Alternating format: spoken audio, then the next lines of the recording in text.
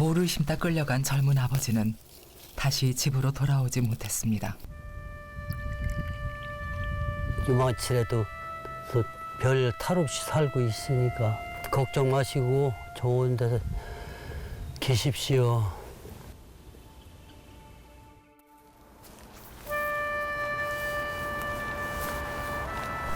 이별의 의식조차 치르지 못한 죽음 뒤로 낙인이 찍혔습니다.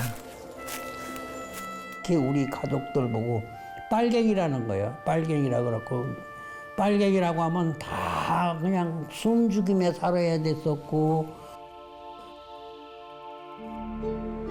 보도 듣도 못한 곤령골 진달래꽃은 유난히 붉은데 학살지의 민들레는 한박 웃음 웃고 살아서 결박이요 죽어서 해해년년 뼈 부서지는 것은 무슨 제목이냐. 임종원 고사하고 아비 죽어 반백년 상모 치르는 불효 나는 상중이요.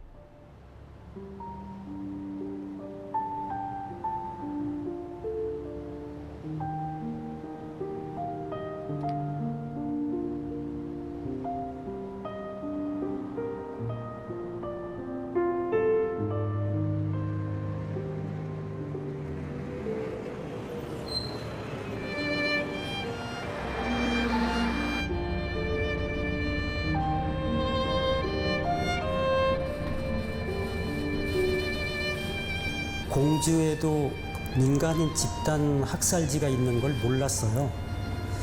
그런데 어느 날 우연히 전쟁 때 공주에서도 군인과 경찰에 의한 대규모 민간인 학살이 있었다는 이야기를 듣게 됐죠.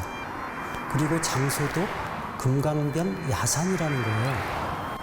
그때부터 무작정 금강변 동네들을 수소문하면서 학살지를 찾아다녔어요.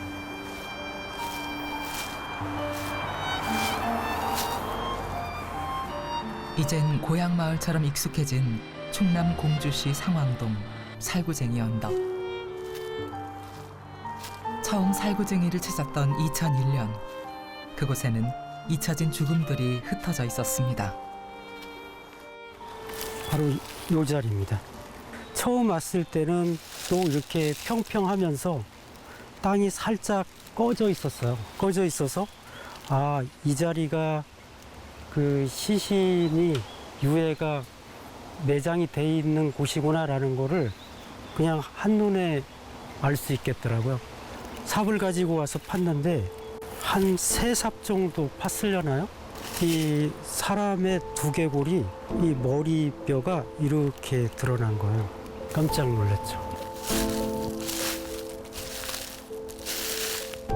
가족조차 수습하지 못하고 묻혀있던 유해의 위치를 세상에 알린 것은 심규상이었습니다. 이게 왜 50년이 지나서 공주 사람도 아니고 왜 내 눈에 이게 띄었을까? 그래서 이게 숙명처럼 느껴졌어요. 희생자들이 나에게 뭔가 교신을 했다고 생각을 했고 운명이라고 생각하게 한 거예요. 운명처럼 심규상을 찾아온 주검의 주인은 공주 형무소 재소자와 인근 지역에서 끌려온 보도 연맹원들. 모두 한국 전쟁 당시 살구쟁이에서 학살된 사람들입니다.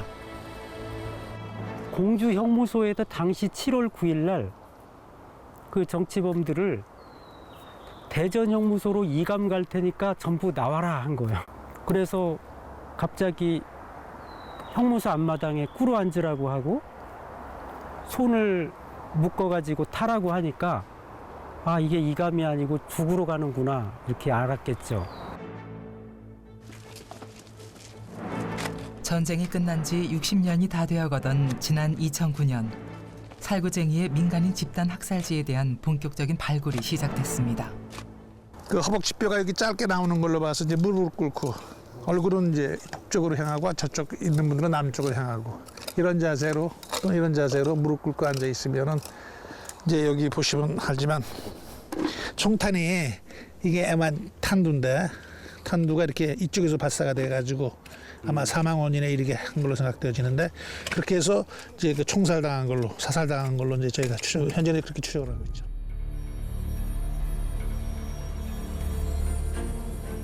(2009년과 2013년) 두 번에 걸쳐 발굴된 유해는 모두 400여 구. 그들의 몸을 관통했을 탄환과 탄피도 함께 쏟아졌습니다.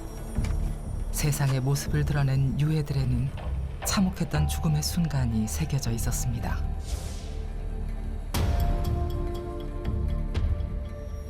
구겨지듯 트럭에 실린 채 고통스럽게 찡그린 얼굴.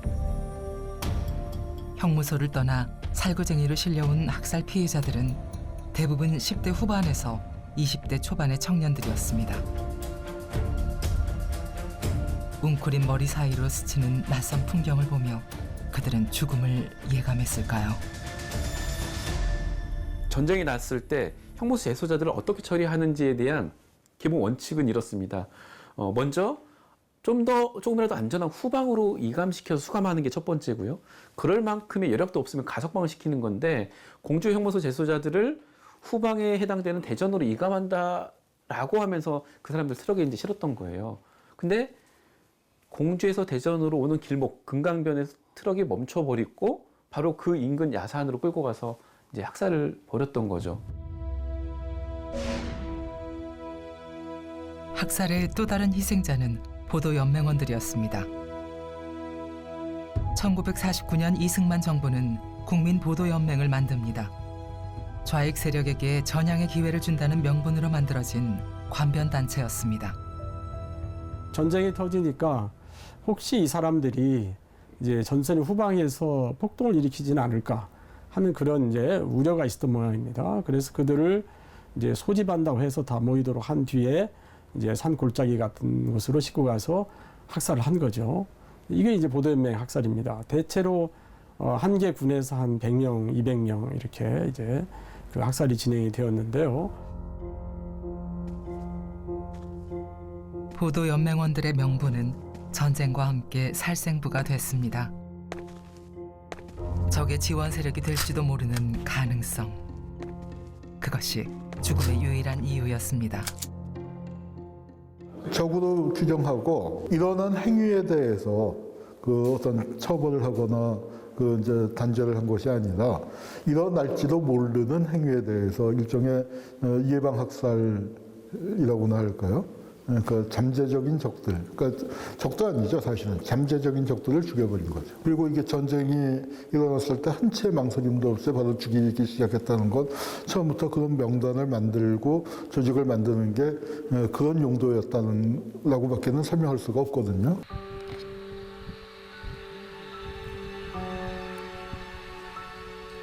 충남 공주시 계룡면, 살구쟁이에서 멀지 않은 마을입니다. 정희철 씨는 살구쟁이에서 아버지를 잃었습니다. 희철 씨가 고작 2살 때였습니다. 그 후 아버지 죽음의 이유도 과정도 모른 채 70여 년을 살았습니다. 나도 참 어머니 밤낮으로 그냥 우는 거 그런 거는 기억나지. 2살 때는 뭘 알아. 못 싶다 말고 끌려갔다는데. 갔다 와 못 찾았대. 어머니도 갔다 왔는데. 아이 그러고 막 이 구덩이 파고서 쌌는데 그걸 다 꺼내가지고 어쩌고서 그냥 겉만 이렇게 무슨 보고 그냥. 그때 뭐 확인한 사람들도 별로 없다고 하더라고. 보다 불편해서 뭐 알아볼 수가 없었던 게 형체.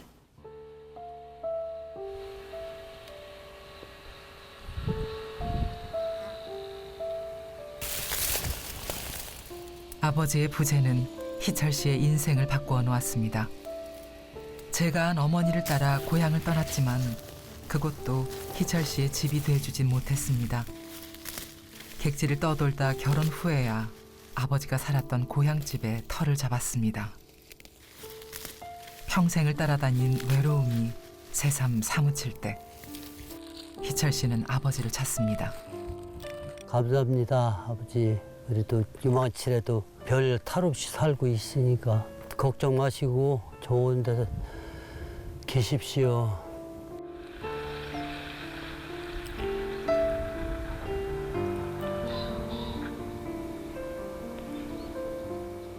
평생 한 번도 불러보지 못한 아버지. 하지만 쉴 자리 하나는 만들어드리고 싶었습니다. 밤나무로다 요렇게 해갖고 요렇게 찌들하게 해서 여기다 이제 학생 부근 신우 여기 써서 창호지를 싸가지고서 넣고 절차는 똑같더라고. 청실홍실 다 넣고.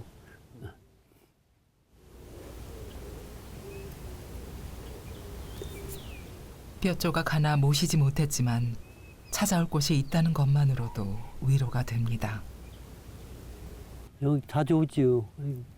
좀 저기 할 적에 혼자 저기 하고 밤에도 올라와서 술 2병 갖고 올라와서 그냥 마시다 그냥 데려가. 그렇게 술 먹고 여기 오면 별로 뭐 소리 닭다구리 다 하지 뭐. 차라리 낯이나 말지. 안 그랬으면 이런 고생은 안 할 거 아니야. 장례라는 이별의 의식조차 없이 가족을 잃은 사람들. 그들은 여전히 애도 중입니다. 우리 아버지가 학교 선생님이었거든. 해방되기 전에는 야학도 하고 그 문명 대치를 위해서 좋은 일도 하고 동네 사람들한테도 이제 우리가 해방이 되면 자주 독립국가가 이루어지면 잘 살게 될 것이라는 희망을 갖도록 계몽도 하고 한 사람이에요, 우리 아버지가. 수재성 씨의 아버지는 일본 유학을 다녀온 지식인이었습니다. 하지만 좌익 계열 정치인을 지원했다는 이유로 연행됐다 풀려나기를 반복했습니다. 하루 이틀이 아니니까 늘 붙잡혀 가고 이제 그저 아버지 얼굴 뵙기가 참 어려웠었다고. 응? 며칠 만에 가끔 뵐 수도 있고. 그래 그날도 마침 이제 아버지가 집이 계셨으니까 그날 밤. 이제 아버지가 주무시는구나 하고 하고서 아침에 일어나니까 안 계신 거야. 그런 일을 했지. 잡혀가는 거지. 뭔 일로 잡혀가는 일도 모르고 그때만 해도. 그렇게 하고서 이제 영원히 보도를 못했으니까 아버지를. 남겨진 가족들에게는 아버지의 죽음보다 더 힘든 시간이 기다리고 있었습니다. 우리 아버지가 이제 그렇게 되고 나니까 우리 소씨들 보고 또 특히 우리 가족들 보고 빨갱이라는 거예요. 빨갱이라 그렇고 빨갱이라고 하면 다 그냥 숨죽이며 살아야 됐었고 뭐 어디 가서 뭐 그런 뭐 우선 먹고 살기도 바빴고.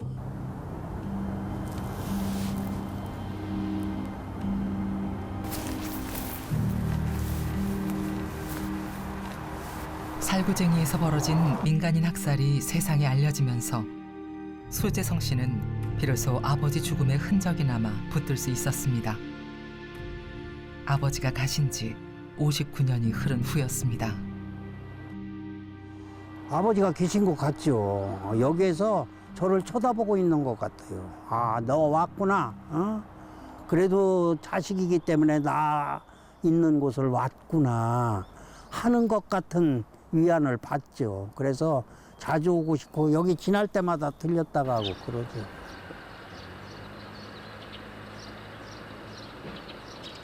한국 전쟁 시기에 민간인 집단 학살을 이야기할 때 빼놓을 수 없는 장소가 있습니다. 대전 동구 산내 골령골입니다. 학생운동을 하다 수감이 됐는데 교도소에서 본 잡지에서 대전 산내 골령골에서 한국 전쟁 중에 대규모 민간인 학살이 벌어졌다는 기사를 처음 보게 됐어요. 처음엔 그냥 들은 걸 눈으로 확인하고 싶었죠. 출소 후 처음 산내 곤령골을 찾아왔을 때가 1992년이었습니다.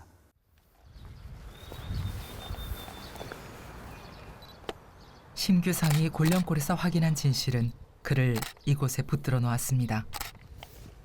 한국 전쟁 시기 최대 민간인 학살 피해 지역인 곤령골은 말 그대로 골짜기 전체가 무덤이었습니다.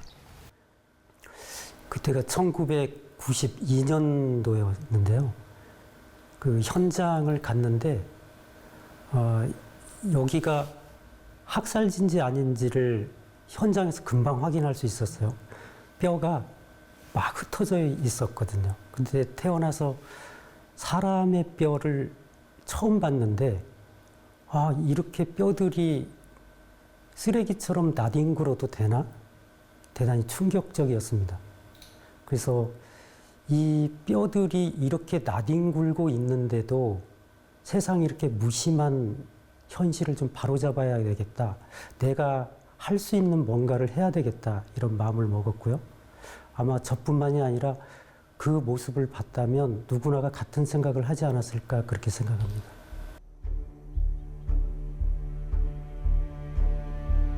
하지만 본격적인 유해 발굴까지는 다시 15년을 기다려야 했습니다. 2007년에야 첫 번째 공식적인 발굴 작업이 시작됐습니다. 해서 한 30명 내지 35명 정도가 저 위를 향해 보고 산 쪽을 향해서 얼굴을 그러고 이제 앉아서 촬영 나가시는 것 같아요. 그리고 저기 머리 총상 같은 게 머리 뒤통수로 난 걸로 봐서 뒤에서 총을 맞지 않았나. 무심한 발걸음이 수없이 지났을 골짜기 아래 유골들은 무릎도 펴지 못한 채 누워 있었습니다. 재판이라는 형식도 없이 학살된 사람들은 죽어서도 편히 잠들 수 없었습니다.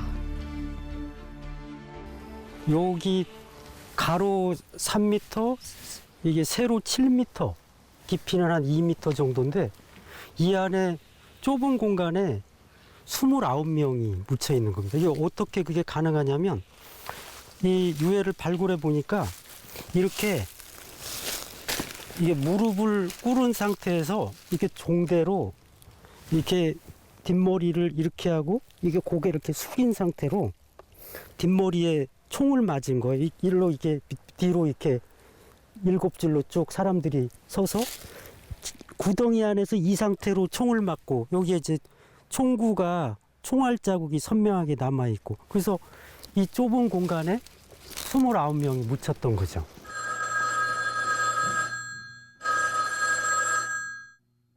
수천 명이 학살된 곤령골의 비극은 한 통의 전화로 시작됐습니다. 1950년 7월 1일 새벽 대전 형무소에 전화벨이 울립니다. 형무소에 내려진 학살 명령. 그리고 대전에 피신해 있던 대통령은 그 밤 다시 남쪽으로 몸을 피했습니다. 7월 초하루 제가 이제 2층 교회당에서 잠을 자고 있는데 당직 간수장이 이들이 2층에다가 허겁지겁 예비장 큰일 났어. 왜 그러냐 할 때 지금 검사장한테 전화가 왔는데 검사장 말이 공산당의 우두머리 책임자들을 사살하는 명령이요. 전화를 그렇게 받았다는 거요. 당직 주임이. 전쟁 당시 대전 형무소에는 4,000명의 수용자가 있었습니다. 제주 4.3 사건과 여순 사건 관련자 등 전국에서 모인 정치범들을 비롯해 무차별적으로 잡아들인 보도연맹원까지 수용 인원을 초과한 형무소는 발 디딜 틈조차 없었습니다. 재소자 이송을 맡았던 특별경비대의 부대장 이준영. 학살의 그날 이준영은 재소자들을 트럭에 태워 곤령골로 향했습니다. 영문도 모른 채 낯선 골짜기로 끌려온 사람들. 눈앞에는 미리 파놓은 구덩이가 길게 이어져 있었고 그들을 기다린 것은 군인과 경찰의 차가운 총불이었습니다. 그렇게 곤령골의 학살은 최소 3차례 이상 이어집니다. 죽여야 될 국민들이 너무나 많았던 거죠. 초기에는 마치 군인들을 총살 집행하듯이 사형목, 나무를 박아놓고 거기에 사람들을 묶고 눈을 가린 채 일정 거리 떨어진 곳에서 이제 학살, 그러니까 집행해야 될 사람보다 한 5배 많은 사수들을 배치해서 일반적으로 군인들에 대한 총살 집행하는 방식으로 총살을 집행하다가 그렇게 해서는 예정된 사람들을 다 총살 집행할 수가 없다 보니까 이제 총살의 형태가 바뀌는 거죠. 구덩이를 길게 파놓고 그 구덩이 끝부분에다가 사람을 엎어놓고 일어나지 못하게 발로 밟고 총구를 두개골에 이제 겨눈 다음에 방아를 당기게 하는 거예요.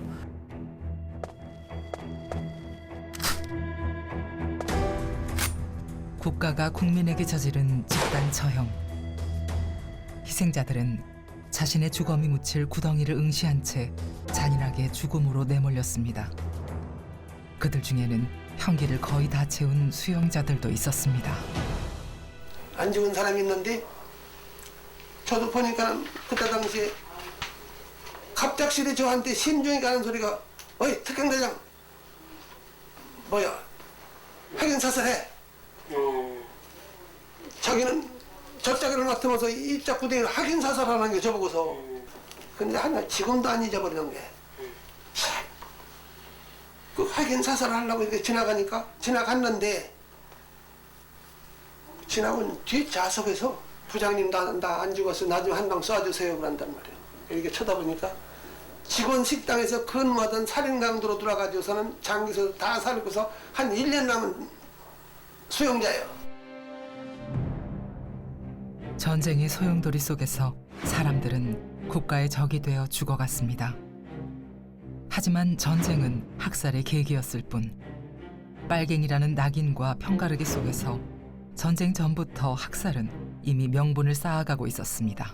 전쟁이 터지니까 잠재적인 빨갱이에 대한 혹은 진짜 빨갱이라고 생각되는 집단에 대한 엄청난 공격들이 정당화될 수 있었던 거죠.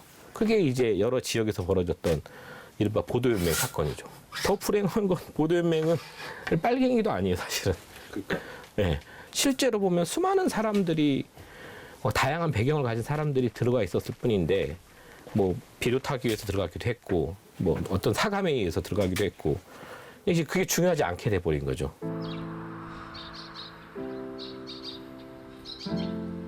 최대 7,000명이 학살되었을 거라 추정되는 골령골. 달을 바라보던 동네 낭월에는 골짜기 전체에 뼈와 영혼들이 흩어진 세상에서 제일 긴 무덤이 만들어졌습니다. 유해 발굴을 한 때가 2007년입니다. 2007년인데 골짜기 전체가 학살터인 거예요. 그러니까 1학살지부터 8학살까지 있는데 이 처음과 끝이 약 1.2km 정도가 됩니다. 그 전체가 골짜기 전체가 학살터라 그래서 그걸 보고 학살 현장의 이름을 골령골이라고 제가 이름을 붙였습니다. 뼈골자에 영혼 영자, 뼈와 영혼이 묻혀 있는 골짜기다 이런 그 장명을 했는데요. 실제 현재까지 발굴된 유해만 그 한 곳에서 1250여 구의 유해가 나왔죠. 그냥 말 그대로 세상에서 가장 긴 무덤인데요. 지난 2005년 말 진실 화해를 위한 과거사 정리위원회가 활동을 시작하면서 묻혀있던 골령골의 비극이 비로소 세상과 마주하게 됩니다.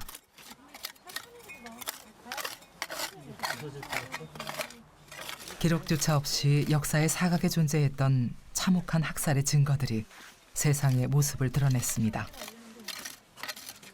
이 안에서는 탄피가 나와야 할 이유가 없거든요. 사실은 바깥에서 사살하면 그 얘기는 뭐냐면 확인 사살했다는 거죠. 들어와서 살아있으면 또 쏘고 그런 이제 정황들이 이제 나타나고 있죠. 근접 사살 내지 확인 사살이 여기서 있었다.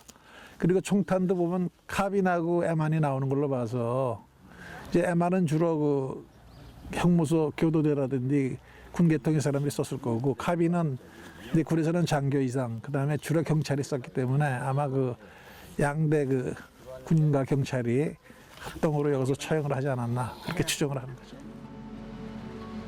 학살의 진실이 묻혀 있는 동안 유족들에게도 고통의 시간이 이어졌습니다. 돌아가신 줄은 생각을 못했어요. 큰 적이 없으니까. 그리고 말해주는 사람이 없었어요. 그 곤령골 그 대전교도소 학살 그 일용제 지내는데 그때 그 내막을 들었거든요. 듣는데 교도소 분들을 다 추록이다 실어다 거기서 학살했다 소리 듣고 아, 아버지도 돌아가셨구나.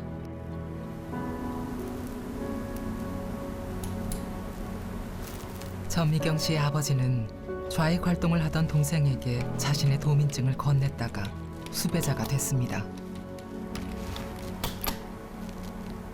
도피 중 어린 딸을 보려고 집을 찾았다가 붙잡힌 아버지는 대전 형무소에 수감됐고 그 후 곤령골에서 사형 집행을 당했습니다. 2월 23일인가 군사재판을 받았더라고요. 판결문을 띄고 보니까. 근데 11일 만에 처형을 당했어요. 곤령골에서. 3월 4일 날. 51년도 3월 4일 날. 그러니까 곤령골에서 최후의 학살이 된 거죠. 우리 아버님이. 최고 늦게. 24살 젊은 나이에 세상을 떠난 아버지의 흔적. 그런데 기록에 남아있는 아버지의 사형 집행 이유는 이해하기 힘들었습니다. 동생 숨겨졌다는 그 제명으로 붙잡혀 가셨는데 아니 판결문을 띄고 보니까 그 동네 우익인사 이장을 아버님이 체포 살해했다고 살인누명을 쓰였어요. 유해도 모시지 못한 아버지에게 살인자의 누명까지 남겨둘 수는 없었습니다. 기록을 뒤지고 증인을 찾아 헤맨 끝에 재심이 이루어졌고 끝내 아버지가 국가 권력의 학살 피해자임을 인정받았습니다. 제 삶을 되돌아봐주더라고요. 왜? 저는 기댈 곳이 없었거든요. 기댈 곳이 없었기 때문에 보호자 없는 삶을 일생을 살았어요. 그것도 억울하고 우리 아버님 24살에 그 청춘을 어디다 한풀이를 하느냐고요. 우리 어머님 인생도 그렇고 더 괴로웠어요. 함께한 기억 한 조각 없이도 아버지라는 이름은 평생 그리움이 되고 추억이 됐습니다. 동네 어디서 놀다가도 어떤 남자분이 우리 집게로 가잖아요. 죽으라고 뛰어서 가서 앞이가 이러고 본 거예요. 우리 집으로 들어가나 아버지인가 봐. 그 그리움이라는 건 말할 수가 없어요. 길을 가다가도 앞에 아저씨들이 가시면 우리 아버지 저렇게 생겼나 그 생각을 아는 날이 없어요. 아는 시가 없고.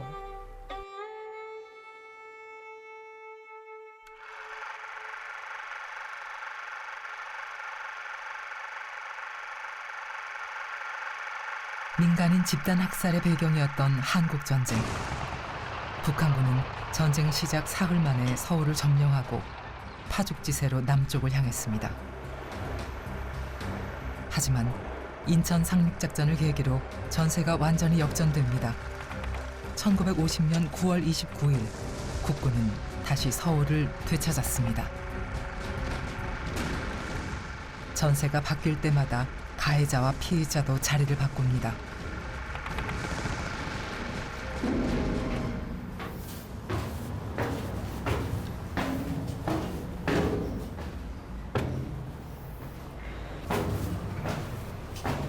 대전시 중촌동에 남아있는 대전 형무소 옛터.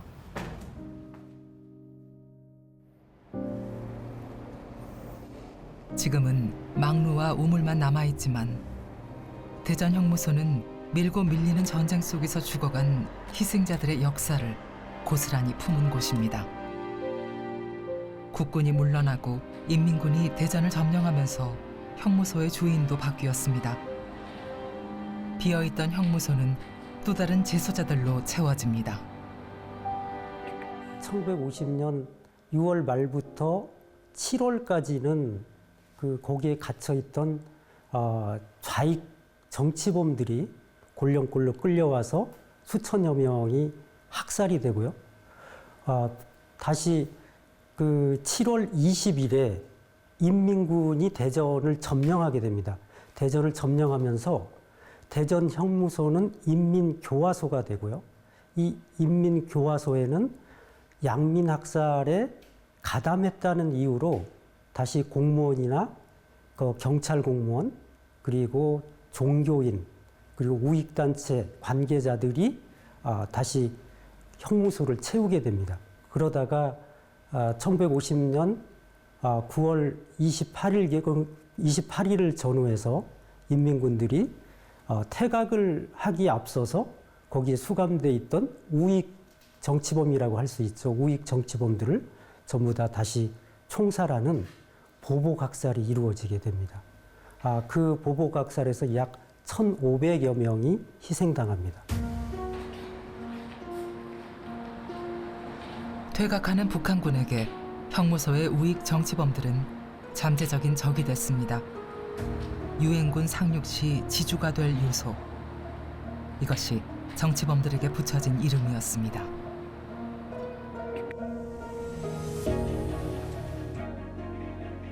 하지만 양민 학살을 이유로 죽어간 희생자들 중에는 강요에 못 이겨 허위 자술서를 쓴 사람들도 있었습니다. 인민군이 퇴각한 대전 형무소는 참혹한 모습으로 변해 있었습니다. 수감돼 있던 우익 인사 1,500여 명이 형무소와 주변 야산에서 학살됐고 지름 2m의 우물에는 100명이 넘는 사람이 수장됐습니다. 전쟁의 아픔이 전쟁의 상은 그리고 왜 전쟁이 일어나면 안 되는지를 가장 상징적으로 보여주는 공간이죠. 산내 골령골에서 군인과 경찰에 의해서 민간인들이 학살이 됐다면 이 자리에서는 다시 거기에 대한 그 군인과 경찰의 학살 사건에 대한 보복살인이 이루어지는 거죠. 전쟁이 시작되고 3개월 만에 대전 형무소를 중심으로 최소 8,500명이 죽었습니다. 가해자는 달라졌어도 희생자는 늘 민간인이었습니다. 학살의 이유와 모습도 신기할 만큼 닮아 있습니다. 어떤 국가가 선하고 어떤 국가가 악하다의 문제가 아니라 그런 정말 예외 상태, 비상 사태에서 국가나 군은 언제나 민간인과 국민을 희생시킬 수밖에 없다. 혹은 적극적으로 희생시키려 든다는 생각이 들었어요. 그러니까 우리가 어떤 이데올로기의 관점에서 예컨대 어디가 더 정당하다 이런 논의를 전쟁이나 학살에서를 두고는 굉장히 무의미한 얘기들이다.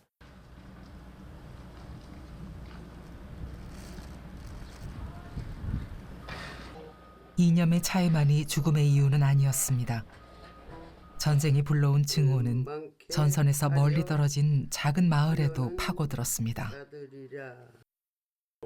들어와서 몇 달 있어 여름 내 있었어요. 여름 내 있을 게 공포심이 오더라고. 그래가지고 반날 피했었지. 그 빨갱이들이 사람들이 이 대한민국 속해 사는 사람을 막 싹 죽이고 나간 거요.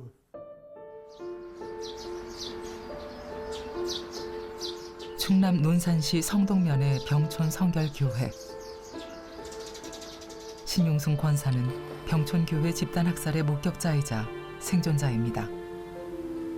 1950년 7월 중순 마을을 점령한 인민군은 지지 세력을 만들기 위해 주민들 사이의 이념과 종교 차이를 이용했습니다. 지주와 경찰관 가족을 비롯해 교회 신도들도 그 사이에서 희생당했습니다. 이제 추지 받아가지고 막 때려서라도 막 추지 말 나오는 대로 이제 다 부를 거 아니요. 그런 게 그 사람들은 다 죽었죠. 그러고서는 아무것도 않고 그냥 조용하게 있던 사람은 맞아도 할 말이 없지. 안 했다고 하고 그런 게 그 사람들은 살려줬지.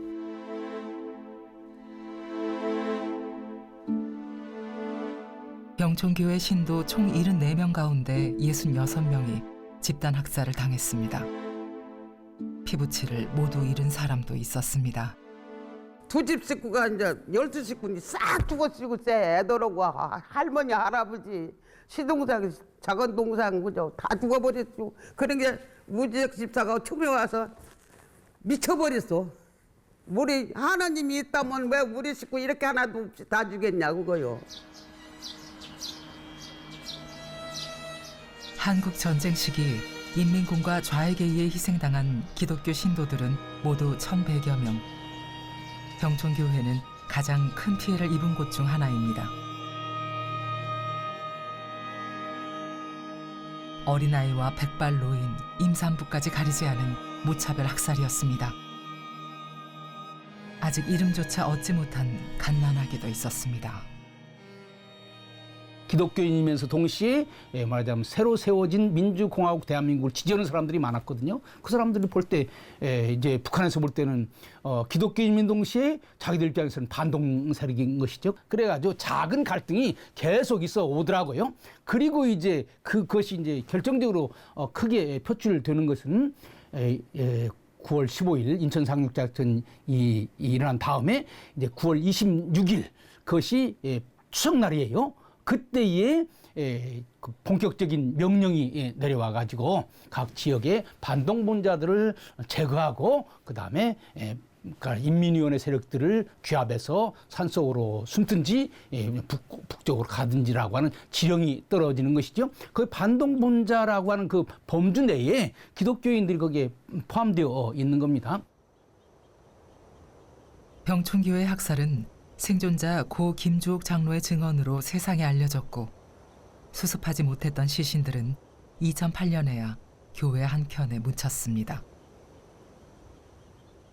올살 돼가지고 그러니까 그 창고에서 다 죽여가지고 어디다 됐냐면 저기 저 병촌리 작촌마을이라고 있어. 까치마을이라고 그래 일명. 거기 가면은 공동묘지가 있어요. 그래서 그때 죽여가지고 그 사람들을 한꺼번에 한 곳에 그냥 다 매장한 거야.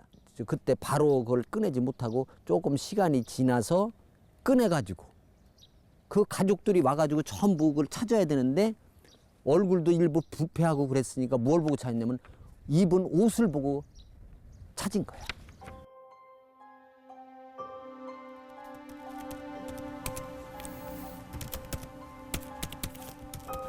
남과 북이 전선에서 밀고 밀리는 동안 전쟁의 비극은 저 멀리 마을 골목까지 스며들었죠. 이웃 사촌이 적과 동지로 갈라섰고 그 사이에서 죽음이 계속됐습니다. 무력하게 죽음들과 마주했던 시간은 마을 공동체에 치유하기 힘든 상처를 남겼죠.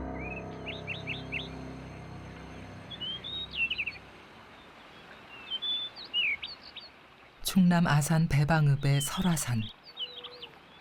바람에 몸을 맡긴 채 일렁이는 5월의 숲은 평화롭습니다. 하지만 이곳에도 학살의 흔적이 남아 있습니다. 72년 전 아산 부역자 학살 사건이 벌어졌던 현장입니다. 여기는 그 연령대로 보면 어린이가 많았어요. 어린이가 58명. 그리고 그 어린이의 엄마로 추정되는 분들을 포함한 여성이 150명. 그래서 총 208명이 나왔어요. 특히 비녀가 80개가 넘게 나왔으니까 여기는 엄마와 애들의 무덤이라고 보면 돼요.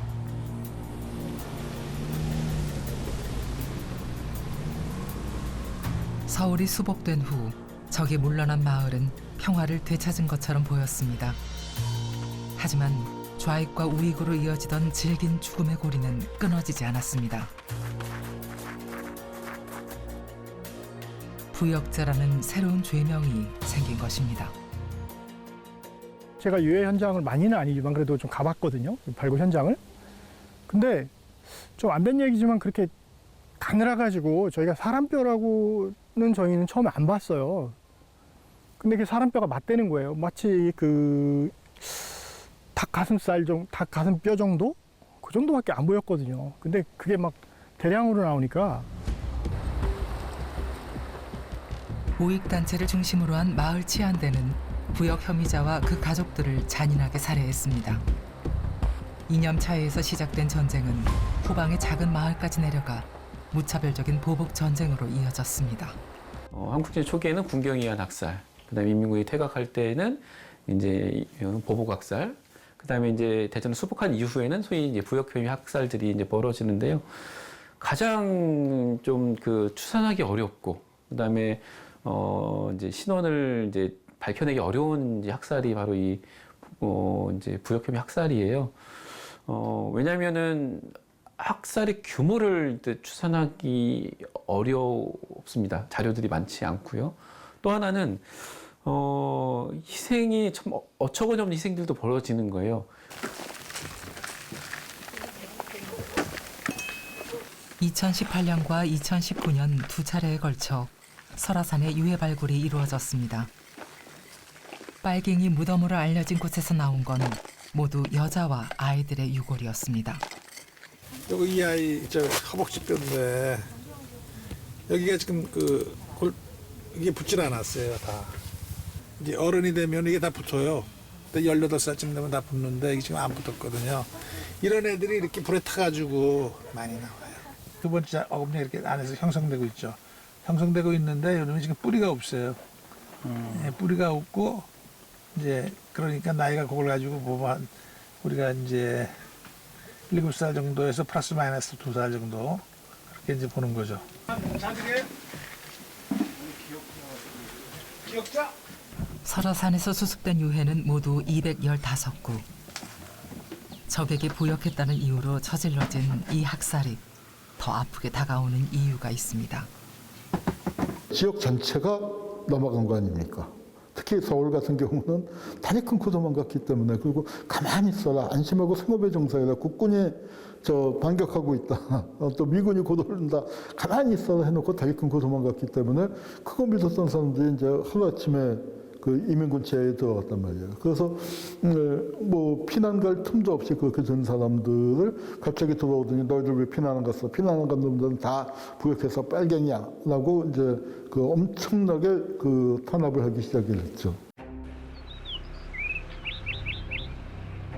국민을 버리고 도망갔던 국가 권력은 사과 대신 학살에 대한 방관을 택했습니다. 한 번 더 국민을 버린 것입니다. 군경에 의한 민간인 학살, 인민군과 좌익에 의한 보복 학살, 그리고 이어진 부역자 학살. 전쟁 기간 내내 죽음의 고리가 이어졌고 죽음의 기억은 지울 수 없는 상처를 남깁니다. 남한 사회에서의 반공이 굉장히 강고해진 것이 한국전쟁 이후거든요. 이것은 또 다른 어떤 증오가 굉장히 커졌다는 거라고 할 수 있고, 그럼 도대체 한국전쟁 상황에서 무슨 일이 벌어졌는가라고 하는 것은 그러한 제가 앞서 말씀드린 대로 진실규명과 화해에 가장 필요한 첫 단계이기 때문에 이것은 우리가 이야기를 가슴 아픈 주제이지만 이야기를 하고, 그리고 이제 그걸 통해서 결국은 가해자 피해자가 따로 없었구나라고 하는 걸 아는 것이 가장 중요하다는 생각이 들어요.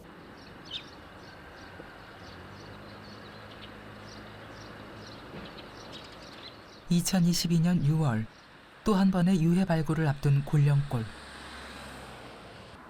전미경 씨는 부여의 집을 떠나 유가족들이 마련한 곤령골의 임시 거처에 머물고 있었습니다. 자다 마음이 우울하고 심척하면 창문 열고 학살지를 바라다 봐요. 우리 아버님은 어디쯤 계시냐고, 아버지 어디쯤 계시냐고.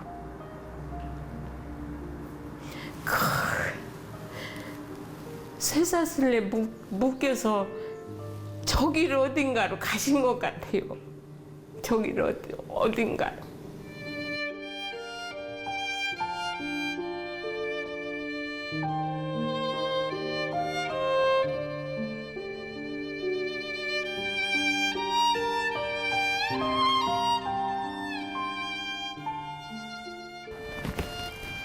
깊은 밤, 전미경 씨가 어둠 속으로 길을 나섭니다. 골짜기 전체가 무덤이라는 곤령골의 밤. 미경 씨에게는 이곳 어딘가에 묻혀 있을 아버지와 함께하는 공간입니다. 제가 다른 곳은 이런 야밤에 못 있어요. 못 있는데 이곳은 아버님이 항상 곁에 계신 것 같아가지고 여기 오면은 고향에 온 것 같은 푸근한 느낌을 들어요.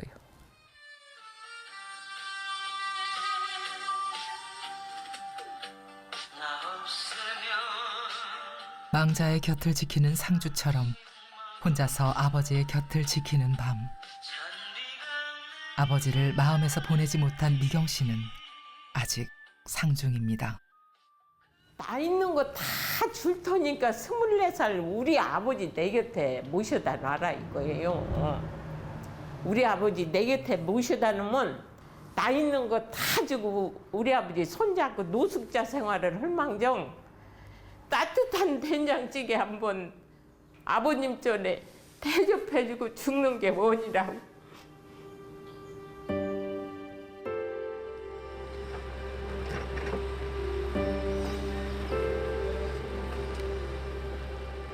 평화공원 조성을 앞둔 골령골의 마지막 발굴이 시작됐습니다.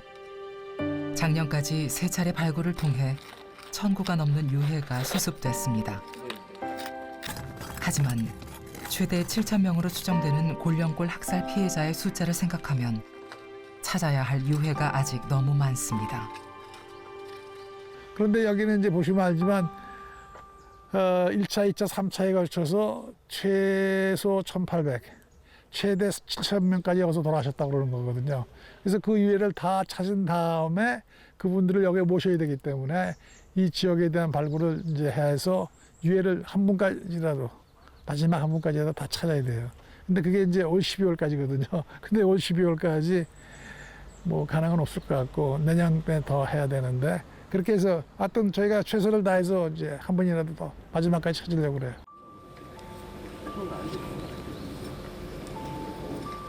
전미경 씨는 오늘도 발굴 현장에서 눈을 떼지 못합니다. 간절한 기다림에 대한 화답이었을까요? 72년의 시간 동안 누군가 찾아주길 기다렸을 유해들이 하나둘 모습을 드러냅니다.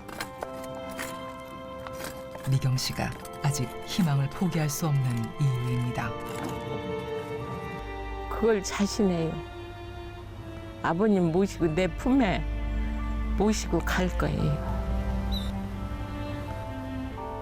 이 목숨 끝날 때까지.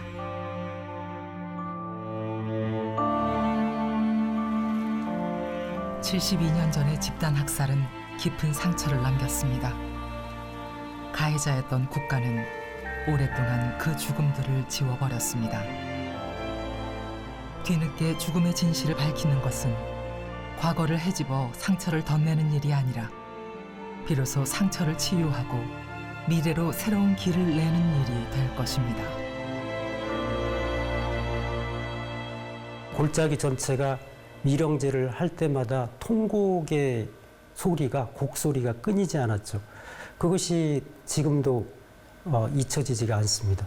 그러니까 거기서 돌아가신 분들이 누구에게는 아버지고 누구에게는 어머니고 또 내 아들과 딸이고 이런 사람들이 묻혀 있는 거죠. 그 희생자와 희생자 유가족들한테는 세상의 모든 것이고 하나의 우주였는데 그런 희생자의 입장에서 좀 이 사건을 돌아봤으면 해요. 그래서 다시는 이런 아픔, 이런 상처들이 우리 이웃들에게 일어나지 않도록 하기 위해서 무엇을 할 것인가 이것을 좀 돌이켜보는 계기가 됐으면 합니다.